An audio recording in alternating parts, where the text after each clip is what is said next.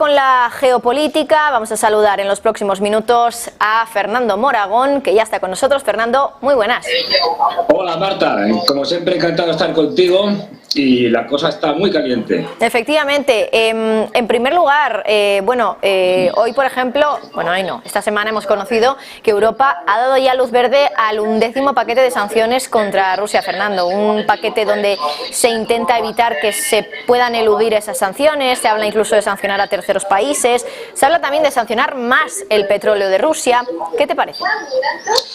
Pues yo, la verdad es que me parece complicado lo de las sanciones ya, dado el nivel en el que están puestas, y se empiezan a sancionar ya cosas que perjudican aún más a la Unión Europea, pues mal vamos. Y luego me temo que en esto va a pasar como ya ha pasado con los anteriores paquetes, que nos hacemos trampas en nosotros mismos. Es decir, podemos sancionar mucho al petróleo, el gas y tal, pero si luego nos dedicamos a comprarlo vía terceros, pues y es el gas y el petróleo ruso, como hemos hecho con la India, pues al final ya podemos poner todos los paquetes que queramos, que se los vamos a seguir comprando, eso sí, más caro, porque va a través de otros países.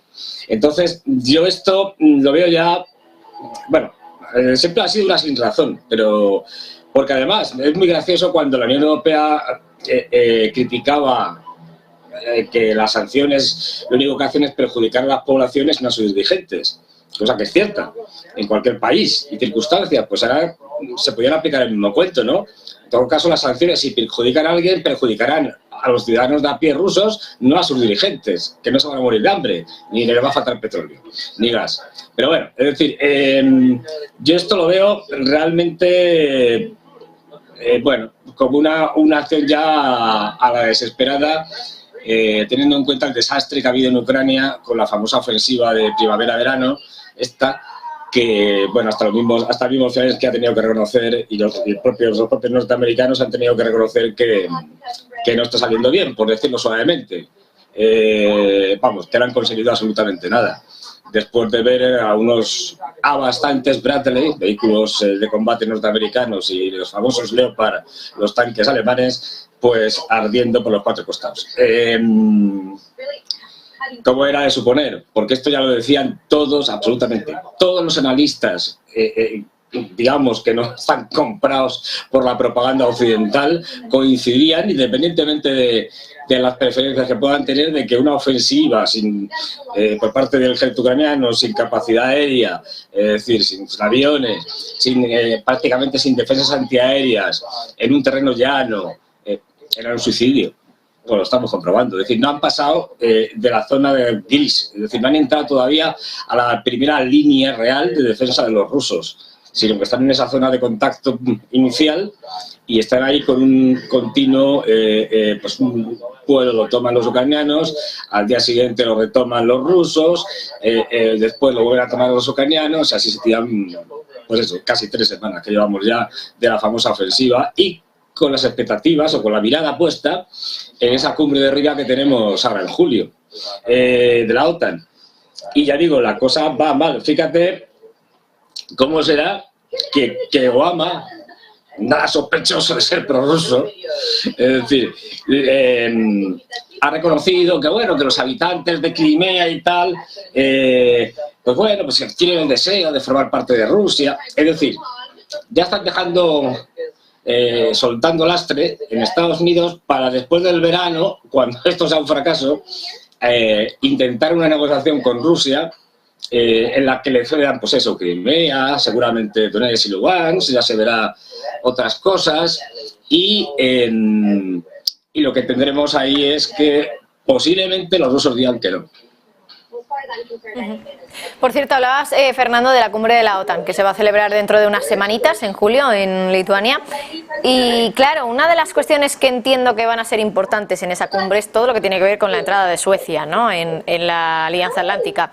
Turquía hoy ha vuelto a lanzar una petición a Suecia, por cierto, le ha dicho que, bueno, que si quiere que Erdogan en este caso le dé el visto bueno, Turquía, pues tiene que, por ejemplo, extraditar a separatistas kurdos que estén en Suecia. ¿Qué te parece? ¿Crees que esto va a llegar a algún lado? ¿Crees que Turquía va a dar su brazo a torcer para finalmente que Suecia pueda entrar en la OTAN o no va a ocurrir? Yo creo que Turquía, además, habiendo hecho público numerosas veces su postura, si no hay por lo menos algún tipo de concesión por parte de Suecia, es decir, diciendo, de acuerdo, vamos a extraditar terroristas, tal, o sea, aunque luego en la práctica sean más laxos, pero si no hay una declaración formal o un acuerdo formal de alguna manera entre ambos en la que Suecia se compromete, Turquía no va a dar su brazo a torcer.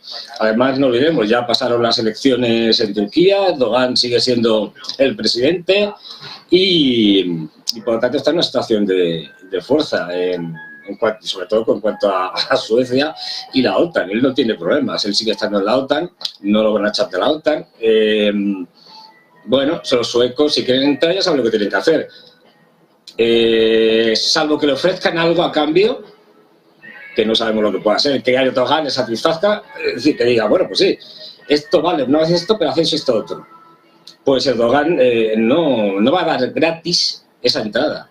Erdogan quiere un precio. En este caso, el precio público es la extradición de terroristas kurdos, que él considera terroristas kurdos, que están en Suecia. Si eso no se produce, o hay una contraoferta sueca que le ofrezca algo que realmente le interese, o Erdogan no va a hacer ese regalo a la OTAN por nada. Eso está claro. Por cierto, más cuestiones, Fernando. Hoy hemos visto como Associated Press decía o daba a entender que podía haber una propia rebelión, en este caso en Rusia, contra Putin, que dicen que está presenciando luchas internas cada vez más escandalosas. ¿Cómo lo ves tú? No, me va lo contrario. Es decir, el otro día salía el alcalde de Kiev, Klitschko, diciendo que me están poniendo zancadillas, que me están aquí acuchillando por detrás, es decir, políticamente hablando, y que esto no puede ser. No hay que confundir. A ver, en esto, bueno, esto es propaganda pura y dura, es decir, de Occidente. A ver, Putin está en una posición muy sólida. Es decir, que haya facciones dentro del Kremlin, que las hay, entre, digamos, los más proclives a la negociación y los más proclives a terminar la guerra hasta las fronteras de Ucrania con Polonia, es decir, acabar con Ucrania completamente, que lo hay, es decir, estos dos grupos, simplificando mucho. Eso no quiere decir que se cuestione la figura de Putin. Ninguno de estos dos grupos cuestiona la figura de Putin. Lo que están es intentando influir en Putin para que sea más favorable a su postura que la de los otros. Pero además, es que yo lo he dicho siempre, imaginemos que mañana, pues yo qué sé, le da un infarto a Putin y se muera allí mismo. Lo más probable es que el que venga sea un personaje dentro del establishment ruso mucho más duro que Putin. Si es que Putin no es un duro, es un moderado en todos los aspectos. Fíjate la contención que están teniendo los rusos con todas las provocaciones que ha habido por parte de los ucranianos y sus grandes padrinos, los norteamericanos y los británicos, en la guerra de Ucrania. Atentados terroristas como el de Daya Dugina, del periodista Vlad Tatarsky, dentro de las fronteras reconocidas internacionalmente de Rusia. Acordémonos también de la destrucción del puente de Kerch por parte de ucranianos y británicos, con la ayuda de los británicos. Acordémonos también de la famosa central de Zaporozhia, es decir, que ha sido atacada numerosísimas veces por las tropas ucranianas y que, bueno, pues los rusos se han contenido. Se han contenido en casi todo. ¿Por qué? Porque no quieren escalar. Los que quieren escalar son Estados Unidos y especialmente los británicos, la OTAN, que ahora vemos que van a mandar más Marder, los alemanes y más vehículos de combate, etcétera. Ellos están, digamos, siendo muy moderados en sus respuestas.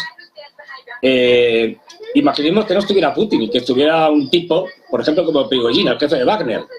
Pues ya te puedo asegurar que se acabaría esa moderación y que irían con todo. Y si van con todo, no nos engañemos. Y no estoy hablando de armas nucleares, ¿eh? Esto lo dejamos aparte. No. Armas convencionales, si van con todo, la guerra de Ucrania se acaba muy rápidamente. Ahora sí, claro. habría más bajas de civiles, había pues un montón de destrucción de infraestructuras, que es lo que no están haciendo los rusos, están destruyendo lo mínimo, aunque solo sea por su propio interés, puesto que gran parte de lo que ahora es Ucrania va a pasar a manos rusas. Ahora mismo ellos están haciendo una guerra de desgaste, y de ahí la preocupación de la OTAN, que está siendo muy favorable, y ahora mismo la OTAN está perdiendo, y claro, la OTAN tiene un problema. Y aquí tenemos un problema muy gordo. Si para Rusia el tema de Ucrania es existencial, es decir, mire usted, los ucranianos no pueden ganar, porque si no, Rusia se hunde y puede desaparecer incluso como Estado-nación. Para la OTAN cada vez está siendo también más existencial, porque imaginémonos, después del verano, una gran derrota de la OTAN en Ucrania, con todo lo que se ha llevado allí de armamento, de inteligencia, de instructores, de falsos mercenarios, es decir, sería también existencial. Podemos estar hablando de una disolución de la OTAN por ineficacia, después del golpe tan duro que tuvo en Afganistán con la salida de los norteamericanos en desbandada en el aeropuerto de Kabul. Es decir, la OTAN ahora mismo se juega mucho, se juega posiblemente su futuro.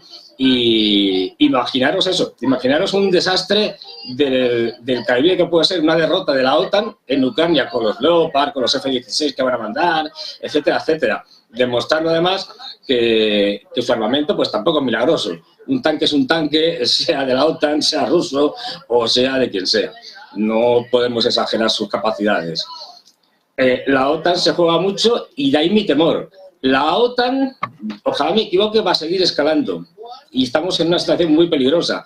Cuanto más escalen y más implicación tenga la OTAN en la guerra, las posibilidades de tener una guerra OTAN-Rusia directa son mayores. Y la OTAN sabe perfectamente, y los Estados Unidos, que son los que mandan, saben perfectamente que un enfrentamiento OTAN-Rusia es la única manera de que Ucrania gane.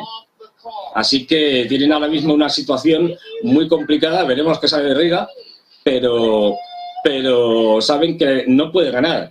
De ahí que estén diciendo ya, que salga Obama diciendo, bueno, hay que reconocer ciertas cosas. Lo he dicho, ya empiezan ya hace tiempo, si te fijas en muchos periódicos europeos, anglosajones y tal, ya diciendo, bueno, la cosa no está tan bien, los ucranianos no están ganando, esta ofensiva no ha salido como se quería, habrá que, bueno, buscar alguna salida. Es decir, están preparándose para, en otoño, hacer alguna propuesta a los rusos. Pero los rusos, si ganan, no van a tener ninguna intención de aceptar la propuesta que venga de Estados Unidos. Fernando Moragón, experto en geopolítica, especializado en Rusia, Asia Central y China. Como siempre, un placer hablar contigo. Muchas gracias. Muchas gracias a ti, Marta.